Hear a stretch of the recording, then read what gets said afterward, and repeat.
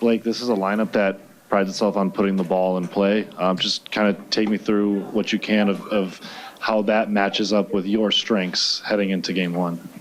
Yeah, I was able to watch last night's game, so that was fun. Yeah, they feed off each other. It's a very energetic lineup. They're really good. Yeah, like you said, they put the ball in play. So you make them swing at your pitches. You figure out what they're good at, what they're not good at, and I'll just tell you how to attack them. I can't say like too much because they're gonna watch this, or you would intend that they would. But yeah, I mean it's a really good lineup. I'm not falling for the average Joes that they're not. I never once thought. I mean, they got the best record in the NL. They're a really good team. Some more for Blake. Go to Paul, second row. Blake, along those lines, their lineup's full of guys who, once they're on base, like to run and can move. How much does that change what you're doing on the mound, and how much extra effort do you have to put into keeping them close for your catchers? Yeah, I mean, the goal is, keep them off the bases. If they are on the bases, it just depends which runner's on base. No matter what, it'll change the way, you view them, the leg lift to home, the time, the looks, disrupting that. Like I've studied them. I understand who's running, who's not running, counts, all that. So if we get to that point, then yeah, I'll be ready for it and well aware of it. Let's go up to Jack, far right, second row from the top. Blake, obviously, you would like to be healthy all year, but like to have 3 of the 4 guys in your rotation who didn't have a ton of innings in the regular season, like, do you think that's been a benefit as you guys have gotten into October here, which is kind of how fresh you are? Yeah, I mean, I think on the fresh part, yeah, for sure. I think we were able to throw enough innings to where, we can learn from mistakes and get a lot better from that as well. So I really like where the starting staff's at. I mean, Yoshi was the only guy that really, posted the whole year. But for everybody else to be healthy, feeling good, confident with the amount of innings they had on the season to be able to pitch in the postseason, I really like where we're at. And then coming into this postseason, you talked about wanting to get deeper into playoff games. What has allowed you to do that in these first couple starts that you've had? Yeah, I think it's just mindset. As you get older, you learn a lot more. You understand pitching. You understand how important belief is, and yeah, you just get better just with age and understanding the game and situations and what pressure really is, and how awesome these moments are. So I think age has made me a lot better. Come down to the second row in the middle. Sonia. Hey, Blake, I know you were on the IL when these teams had their season series, but how would you say that the Dodgers have changed in those months since? Yeah, I mean, we haven't beat them, so that's good motivation if you need it. But no, I just think we're playing good team baseball. We're all in it. The chemistry between us is really strong, and the want to win every game is strong as well. And I've been on postseason teams where it's been different, but energy-wise, chemistry-wise, is probably the best that I've been a part of. So I'm really excited for what we can do. And, yeah. Kirsten. Like, just to piggyback off of that, I know you kind of talked game plan and obviously not wanting to go into specifics, but considering that you were hurt when the team did play here, is there any information that you can kind of take from talking to other guys who did face them? I know you're someone who does just kind of like to have a lot of information going into your starts. Is that conversations that you've either had with some of your other teammates, guys in the rotation, or just kind of how did you go about taking in some of this information?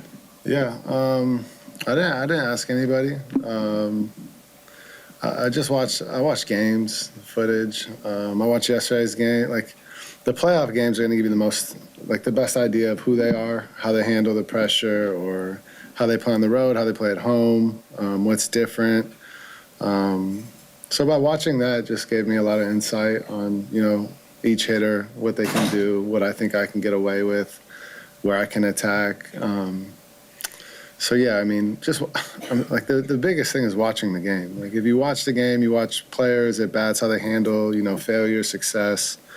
It really helps you understand the player. And then when it's the one-on-one matchup in the box and I'm on the mound, that's where, you understand, like, was I right? Was I wrong? And you feel the at-bat out and learn how to pitch.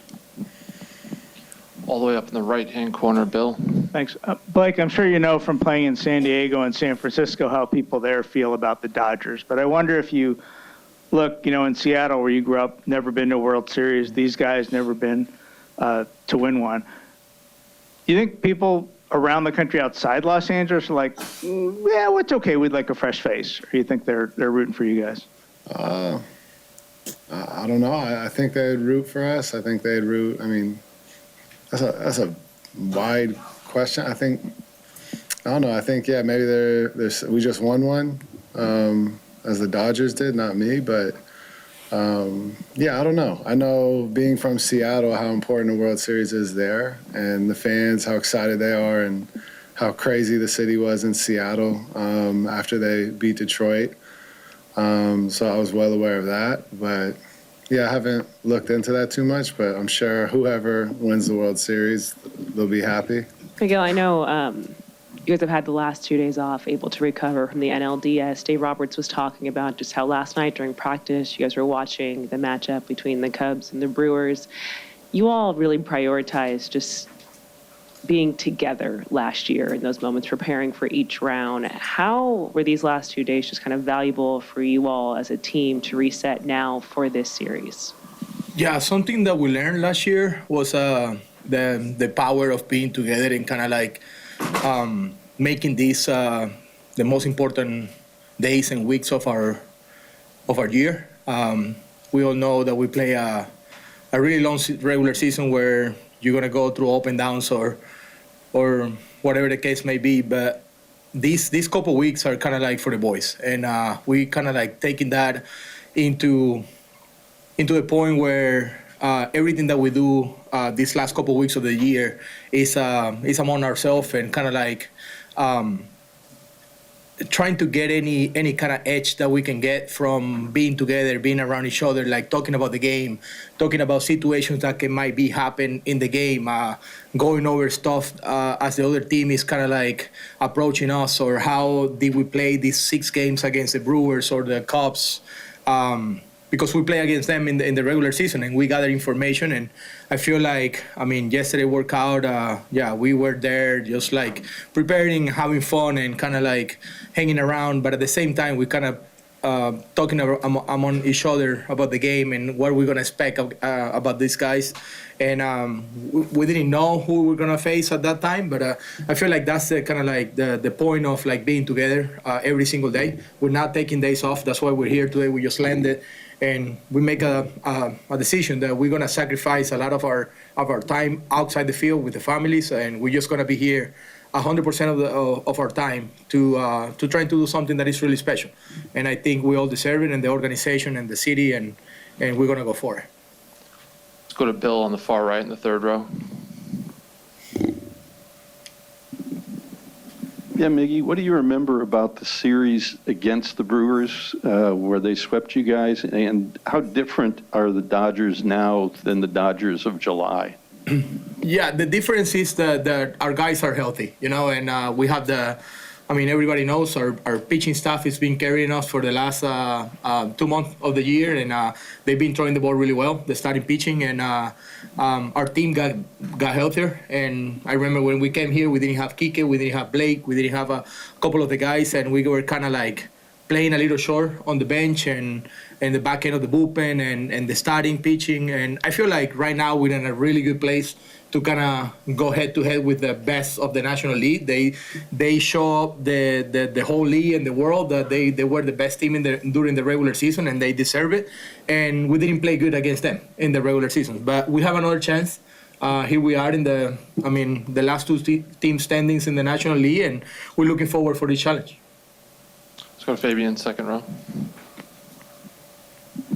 Yeah, Miggy, how do you prepare to play a team like the Brewers that kind of puts pressure on the opponent so frequently? Yeah, I mean they're a team. They're aggressive. They're gonna run.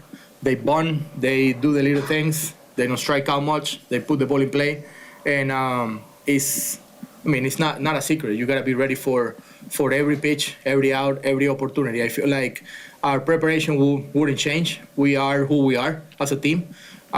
We just know that like beforehand we're gonna have our meetings and our conversations and we're gonna be ready to go. But we all understand what kind of team they have over there, and it's they play out of the energy of the game, the kind of the momentum. They take charge of that, and they have pretty good pitching in the back end of the bullpen. So we're gonna be ready for it, and I think like I said, we gathered a lot of information during the regular season. Bob in the front.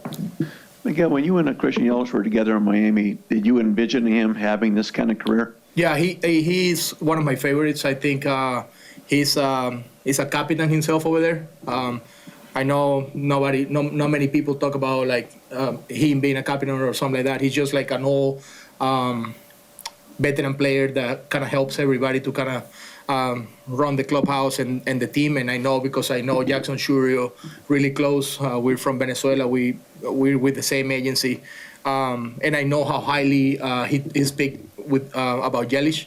And I can say the same thing when we play together in Miami. He's not a guy who gonna talk a lot, but he's gonna show you through preparation and work ethic. And I'm happy for him because he's getting the opportunity to be in this stage. And he always showed me that he was kind of like a guy that you can follow because he's a great leader. Miguel, we're going to go up to the top left. Por acá, Miguel. ¿Por qué se les ha complicado tanto enfrentar al equipo de Milwaukee y qué han aprendido de esas derrotas? Creo que estamos en un momento diferente, lo acabo de decir también, creo que no estábamos completos en ese momento. Creo que una de las cosas que nos faltaba era que la salud de los jugadores estuviese ahí para poder enfrentarnos de la mejor manera a ellos en ese momento donde nos enfrentamos. Y obviamente estamos en una mejor posición ahora mismo para poder enfrentar esta serie. Y creo que lo que pasó en la temporada regular, perdimos unos juegos, pero también ganamos bastante experiencia con respecto al equipo de ellos y cómo ellos juegan el béisbol. Y creo que vamos a estar listos para lo que venga. Sabemos que no va a ser fácil porque demostraron que fueron el mejor equipo de la Liga Nacional durante la temporada regular, tuvieron el mejor récord y tenemos que venir con todo lo que tengamos que hacer. We have another in Spanish in the ¿Qué far tal, right Miguel? front. Un par de preguntas. ¿Qué diferencias o similitudes? Evidentemente cada temporada es diferente, pero puedes rescatar con respecto a la campaña pasada en general y sobre todo la postemporada. Y la segunda, también entendemos que todavía falta, pero ya se está acercando quizás el momento y te pregunto si hay cierta presión en ser el primer equipo en 24 años en quizás ganar un back-to-back en la Serie Mundial. No, creo que una de las cosas de las similitudes que hemos tenido es la manera que estamos conectados en esta parte de la temporada. Sabemos que las temporadas son muy largas y pasan muchas cosas y hay altos y bajos durante la temporada, pero creo que ahora mismo, comparado al año pasado, es prácticamente la misma química que tenemos entre los jugadores, poniendo el esfuerzo para dejar muchas cosas a un lado que no es que no son importantes, sino que le estamos dando mucho más importancia a esta oportunidad que tenemos de repetir, y creo que esa es la similitud. Y obviamente es algo difícil porque todo el mundo quiere la corona y quieren tener lo que nosotros tenemos, y hemos estado siendo seguidos durante todo el año. No fue fácil ganar juegos de pelota en la temporada regular porque no importa quién te enfrentabas, siempre te daban lo mejor. Y estamos en esta instancia y tenemos que ganar 8 juegos más y sabemos que no será fácil. Dave, obviously you guys saw this team in the regular season. Just from what you saw from them in the NLDS, how different are the Brewers today? And also how different are the Dodgers as you guys prepare for this now NLCS? Yeah, I think that they're similar to what we saw earlier this year in the sense of think they're playing really good baseball.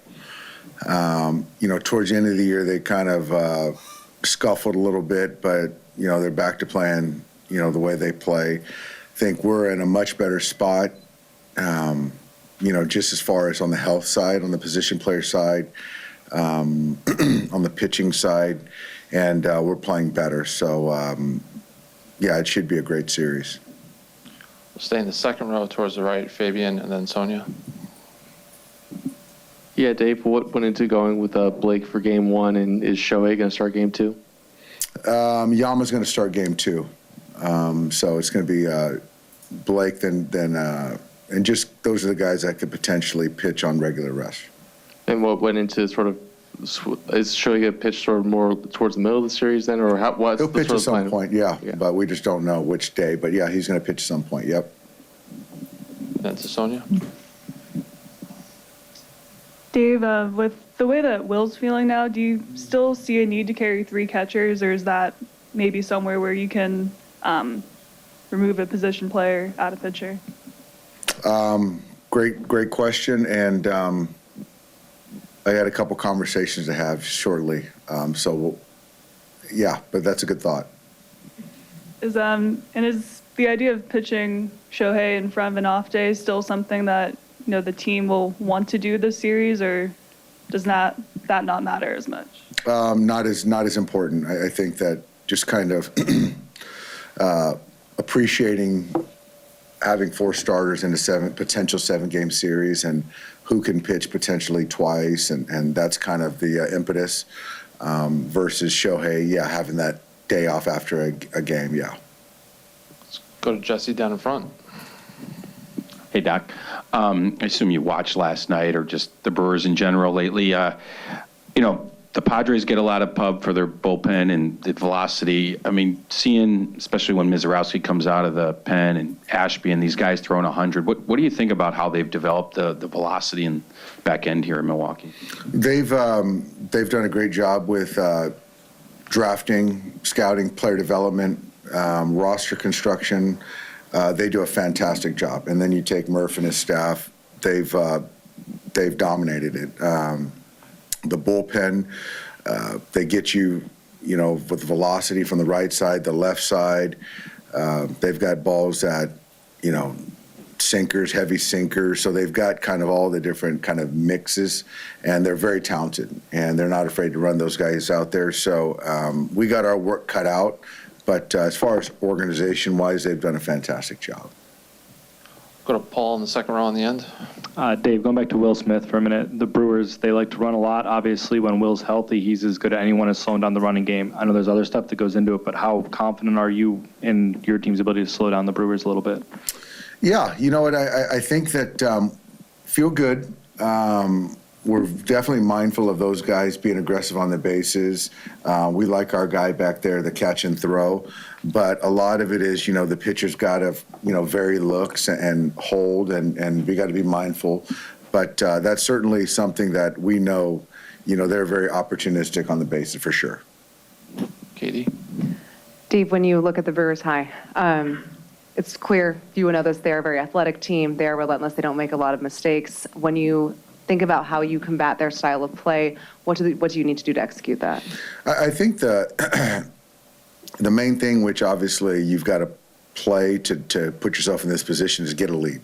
When you have a lead, their aggression is more tempered. And when the wind's at their back, they're very aggressive. And so I think the thing is that if you can get a lead, put a little bit of pressure on them. They're a little bit more conservative. But if not, Murph's going to be aggressive, and the hit and runs, the first to thirds, the stolen bases, and all that kind of stuff. Stay in that second row, Anthony. Maybe a little similar to what you were just saying about Mizorowski and those guys, but what is having Roki, as effective as he's been for you, done for you in your management of your bullpen? And in a perfect world, do you like him in that 1-inning thing, or more of, what we saw in his last appearance? Perfect world 1 inning, because there's a cost to 2 innings, or certainly 3 innings as far as on the backside of that, right? But it certainly, helped stabilize the pen with leverage. Obviously, our guys have been going through it, but I do think that in the last week, our guys, we've seen some good things out of the guys in the pen, but certainly Roki's been a big part of it. John, down in front. Yeah, it's been suggested in a few places that Blake was slow played for just these kind of occasions. Is it fair to say that you guys used him cautiously in the regular season? I think that's fair. Could he have probably pitched earlier? Possibly. But when you're talking about kind of the arm, the term of the contract, the shorter term, the season, making sure that he is raring to go for the postseason, through the postseason. So that was certainly part of the math, and that's why guys like what Clayton did and Emmett Sheehan and other guys did throughout the season to kind of get us to this point, to now be able to turn guys like Tyler loose and Blake Snell loose as well. Yeah. Let's go to Bill, far right, third row. Yeah, Dave, did Shohei's slump figure into the pitching choice at all? Taking pitching off of his plate for a couple days, let him recalibrate, to use your word, on hitting? No, not at all. I think it was, just kind of, Shohei's going to pitch one game this season or this series. So, it's one game, and then you have two other guys that potentially can pitch on regular rest. And so how do you get, sort of your best pitchers the most innings in a potential 7-game series? So I expect a different output from Shohei on the offensive side this series. But yeah, pushing him back was no bearing on the offensive performance. All the way up in the far right, Bill. Dave, credit to you guys for being back at this stage. The other 3 finalists, or Final Four, if you will, haven't been in the World Series in this century. As you guys travel around the country and get out of LA, do you sense that fans are happy to see you guys at the top, or do you think fans might want to see some fresh blood? I think they're happy to see us.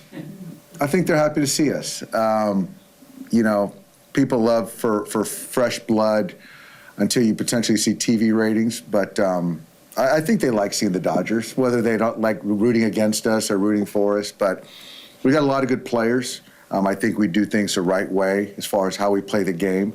So I think they like seeing us, even here in Milwaukee. Staying up on the right, Jack. Dave, when you look at this a Brewers lineup that Jack.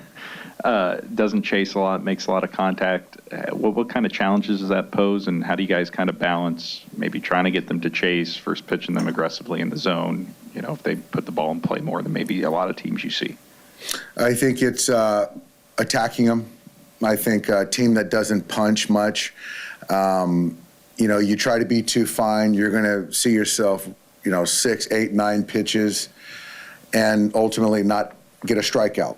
So I think the way to attack these guys is to attack them, and then sort of deal with the fallout, the result earlier in a count versus trying to nibble and chase that punch. But yeah, when you get count leverage, then obviously you're going to go for the punch out in the right time. But I think for the most part, sort of how I felt we did a good job with the Phillies and going after those guys, especially the big 3, kind of that same approach. Certainly a different profile of hitter, but I think that's the same approach.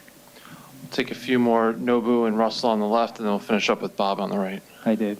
Back to Rocky. Have you talked to him about throwing back-to-back game? And then are you still cautious to use him as a back-to-back game? He is ready for whatever we need of him. So I haven't talked to him. I talk to him quite frequently, but whatever is needed of him, he'll be ready to go. So I'm not worried about the back-to-back. Staying right here on the left, Russell. Hey, Doc. Platoon advantage and matching up isn't something that's new to managing, but I think for the general public, they're starting to understand the idea of pockets more and hearing about pockets.